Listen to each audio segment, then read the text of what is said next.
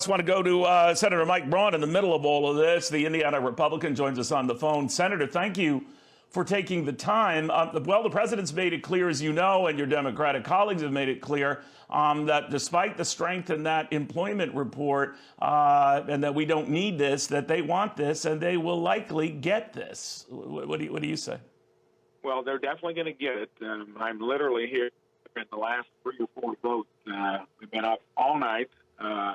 The only accomplishment for the American public would be what you heard. The unemployment benefit will be at $300, and we'll go through, I think, August or September. But, Neil, if you would look into the amendments that we've offered to flush out some of the stuff that is astounding in this bill, because 90% of it, unrelated to COVID, give you a few fingers.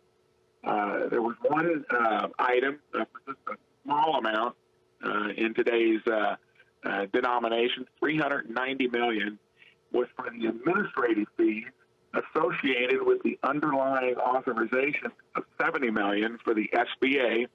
There was a group of ag loans that were not only forgiven by ethnicity, but given a 20% dividend to boot. That kind of stuff, when I think people look into what's in it, that is that wish list that we've heard about that's been rushed over here. We've tried to flush it out with roughly 25 to 30 amendments, but there's more than you can imagine, totally unrelated to COVID relief and the health care issue. Economy's rebounding back in the states that had good business climates and didn't have these massive shutdowns in relation to the disease itself. And I think we do see it started to tick up. I think it'll be sudden, but it's steady over the next year or two. And what do we have? 5 to 10% predicted GDP growth for the first quarter. I don't need to explain what all that might mean when it comes to inflation raising its head, and that we're simply not needed. We're borrowing every penny of it to boot. Well, that's nothing new to your point, Senator. I do wonder, though, a number of the Democrats with whom I've been talking about this very subject, Senator, have been saying, well, Republicans are fine ones to talk about deficits getting worse, debt building. It was a Republican president, Donald Trump, who urged during the fall to go big, and a bigger a stimulus plan would be better than anything smaller. In fact, his wishes were something more in total than this at the time. How do you answer that it was fine for Donald Trump even going bigger back then, not now? Well, I think, first of all, when he was doing it, not to make any excuse for how much or whether it was too much, we were not at the tail end where vaccinations were out there, where we can see with tangible evidence that we got the disease on the run. And we did roughly $4 trillion, bipartisan. It was nearly, I think, the 5 bills prior had 90 votes plus on each of the 5, especially the big ones.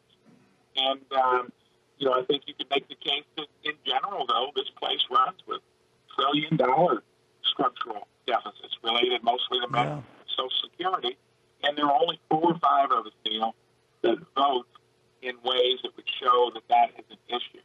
That's a problem that preceded Trump. Don't know whether his forte was being a fiscal conservative. I think that had to be shown yet. But there's no doubt about this. And most of the largesse comes from the House. The Senate on the Democratic side didn't add as much to it as I imagined. Most of it came over from the House, which are not going to change.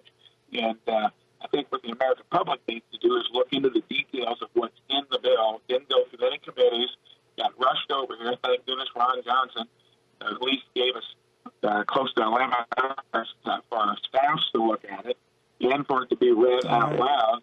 And then the 11-hour delay was due to Manchin wrestling with his side on trying to get the unemployment benefit at $300. Okay, we'll watch it very closely. Senator, I know you're in the middle of all of that, and this vote-a-rama will go on maybe for hours more, but a vote, it looks like, to your point, might be had tonight. We'll see. Mike Braun, the Indiana